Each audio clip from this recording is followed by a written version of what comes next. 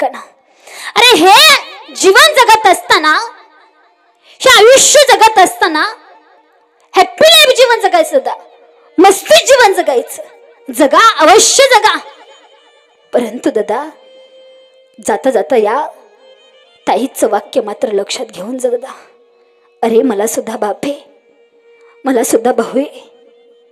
अरे तुम्हाला माझी एकच विनंती असेल गड्या, एकच वाक्य माझं घेऊन जाता जाता. अरे मला तुमची लहानी बहीण समजा किंवा मला तुमची मोठी बहीण समजा, परंतु ऐकणं दादा, ऐकणं. अरे आनंदी जीवन जगा, हॅपी लाईफ जीवन जगा. जगा रे दादा, जगा जगा, अवश्य जगा. परंतु दादा ही जीवन जगत असताना, हे आयुष्य जगत असताना तुमच्या या देहाला, तुमच्या ह्या शरीराला कुठल्याही प्रकारचं व्यसन लागू देऊ नका दादा. कुठल्याही प्रकारचं व्यसन लागू देऊ नका. कारण अरे आज आपण पाहतोय अगदी लहानी लहानी मुलं त्या व्यसनापायी बर्बाद झाले. अरे 10वी-12वीची मुलं नाही ते व्यसन करू लागले. अरे काय घ्यायचं त्यांच्या आई वडिलांनी त्यांच्याकडनं. अरे ज्या आई वडिलांनी लहानाचं मोठं केलं, अंग खांद्यावरती खेळवलं, ज्या बापानं तर हाताच्या फोडाप्रमाणे सांभाळलं, ज्या आईनं 9 महिने 9 दिवस उधरामध्ये वागवलं, ज्या लेकराला जन्म दिला, ज्या आई वडिलांनी त्या लेकराला हे विश्व पाहायला मिळालं, ज्या आई वडिलांमुळे त्या लेकराला हे जग पाहायला मिळालं, आणि त्याच मथारे आई वडिलांचा मुलगा, एक तरणा बांड मुलगा ते व्यसनापायी इतका बर्बाद होतोय दादा, इतका बर्बाद होतोय की अरे त्या म्हाताऱ्या माय बापाला सोडून तो तरणा बाण मुलगा इतका लांब निघून जातोय. माय बाप अरे इतका लांब निघून जातोय की अरे अरे अरे अरे त्या माझ्या म्हाताऱ्या बापाला त्या तरण्या बांड मुलाला खंड द्यावा लागतोय. त्या तरण्या बांड मुलाला खंड द्यावा लागतोय. अरे का घडावं असं, का घडावं? अरे आज आपण एखाद्या एसटी मध्ये प्रवास करत असेल ना आरतीताई, तर आपल्या शेजारी एखादा का जर दारुडा बसला ना, तर क्षणभर सुद्धा आपल्याला त्या दारूचा वास सहन होत नाही. परंतु पहा ना, ही माझी माता माऊली, ही माझी माता माऊली अख्खा आयुष्यभर त्या दारुडा बरोबर संसार करते का? तिला मन नाही का? तिला भावना नाहीत का? अरे आज ज्या मुलींचं शिकण्याचं वय ना, ज्या मुलींचं स्वतःचं अस्तित्व निर्माण करण्याचं वय ना, त्या लहान लहान वयामध्ये, कवळ्या वयामध्ये, 18-19 ह्या वयामध्ये त्या मुलींचं लग्न करून द्यावं लागते का? तर आई फक्त आणि फक्त 200 रुपयाच्या रोजाला दुसऱ्याच्या बांधाला कामाला जाते, पैसा कमवून आणते, त्या मुलाबाळाचं शिक्षण करते, आणि बाप मात्र दारू पितो म्हणून त्या मुलीचं लग्न करून द्यावं लागतं. अरे का घडावं असं? तिला स्वतःचं अस्तित्व निर्माण करू द्या, तिला सुद्धा जगू द्या. अरे तुम्हाला प्यायची ना दादा, मी म्हणत नाही पिऊ नका, परंतु माझं एक वाक्य लक्षात घेऊन जा दादा. अरे स्वतःची एकुलती एक सख्खी बहीण जर असेल ना माय बाप, तिला एखाद्या दारुड्याला देऊन पहा, काय असतो तुझा संसार, काय असतो तुझा प्रपंच, आणि मग तुम्हाला खुशाल दारू प्यायची ना दादा, खुशाल दारू प्या. माझं काही जमत नाही, फक्त एक सांगून जाईल मायबाप की दारू गांजा मत पिऊ यारो, अक्कल गुंग हो जाती. बरं का आरतीताई, आज ह्या माझ्या तरुण मुलाचे, तरुण मुलींचे नाही ते सण निघालेत, नाही ते डे निघालेत.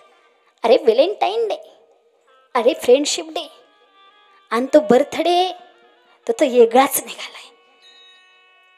करताना साजरा ए पुरा हो, करताना वाढदिवस साजरा करताना रे, हा राहा गड्या, उभा राहा तू राहा.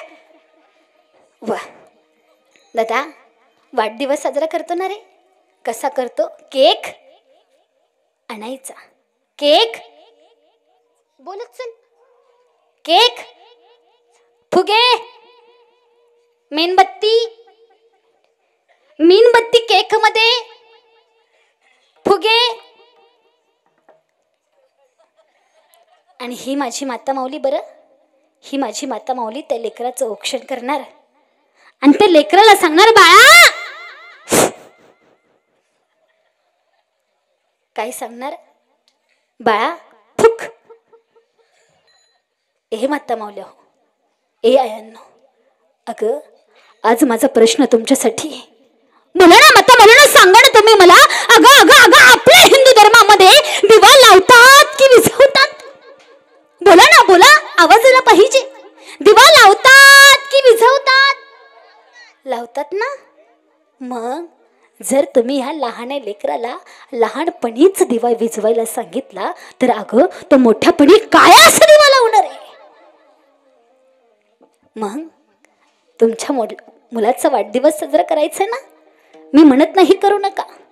त्या लेकराला सकाळी लवकर उठवा, त्या लेकराला गरम पाण्याने आंघोळ घाला, त्या लेकराला नवीन ड्रेस घाला, त्या लेकराला आपल्या देवाचं दर्शन घेऊ द्या, आपल्या आजी आजोबांचं दर्शन घेऊ द्या, आपल्या गुरुजींचं दर्शन घेऊ द्या, आपल्या आई वडिलांचं दर्शन घेऊ द्या. आणि त्याच मुलाला जर काही प्रेझेंट द्यायचं असेल, काही गिफ्ट द्यायचं असेल ना, तर त्या लेकराच्या हातामध्ये माझ्या विश्वनारायण ज्ञानोबरायांनी लिहिलेलं अवघं 3 रुपयाचं हरिपाठाचं पुस्तक त्या लेकराच्या हातामध्ये द्या आणि त्या लेकराला सांगा, ए बाया, हे माझ्या विश्वनारायण ज्ञानोबरायांनी लिहिलेलं हरिपाठाचं पुस्तक आहे गड्या, वाच, तुझ्या जीवनाचं सोनं झाल्याशिवाय राहणार नाही.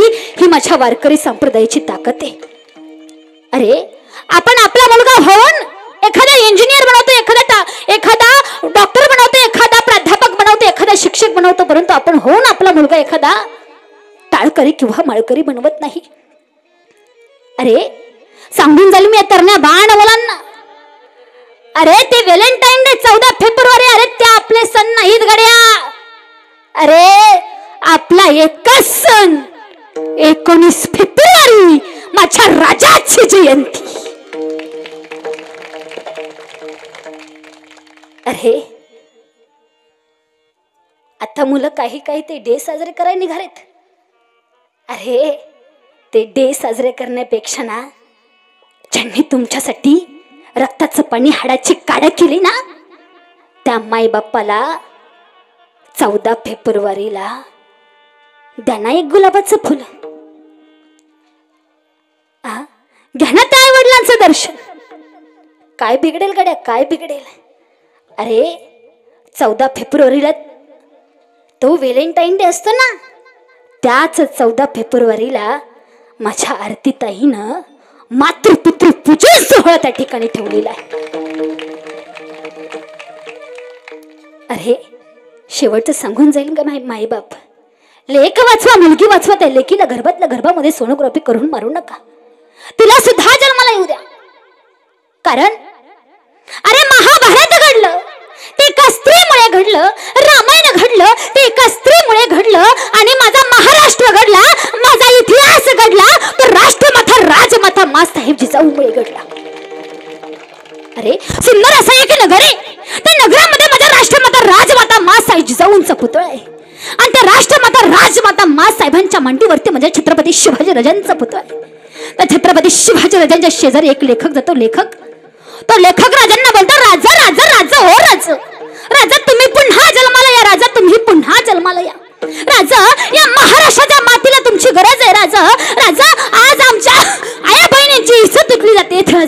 राजा तुम्ही पुन्हा जन्माला या, राजा तुम्ही पुन्हा जन्माला या.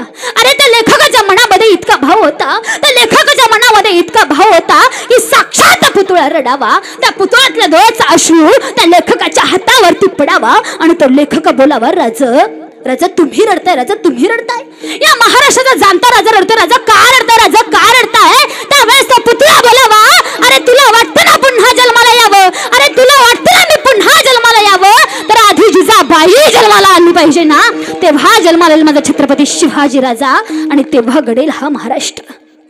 म्हणून माय बाप, पहिले माझे छत्रपती शिवाजी राजे जन्माला येऊ द्या, तेव्हा आपला महाराष्ट्र घडेल. अरे कोण होते माझे छत्रपती शिवाजी राजे? अरे ज्यांनी सत्ताचं रक्त वाहून दिल्लीच्या तख्तापर्यंत स्वतंत्रची स्थापना केली ते छत्रपती शिवाजी राजे. अरे कोण होते माझे छत्रपती शिवाजी राजे? अरे छत्रपती शिवाजी राजे हे नाव तालुक्यापुरतं नाहीये, जिल्ह्यापुरतं नाहीये,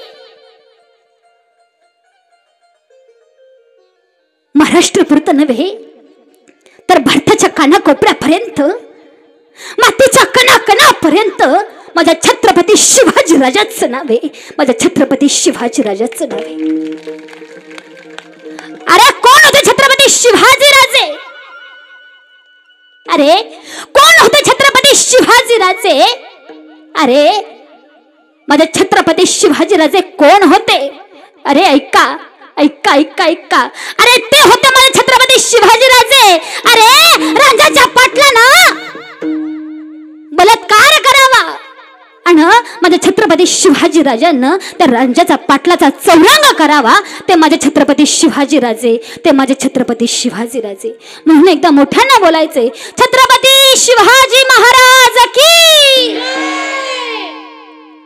तसेच मायबाप झाली सेवा माऊलींच्या पांडुरंगाची समर्पित करते.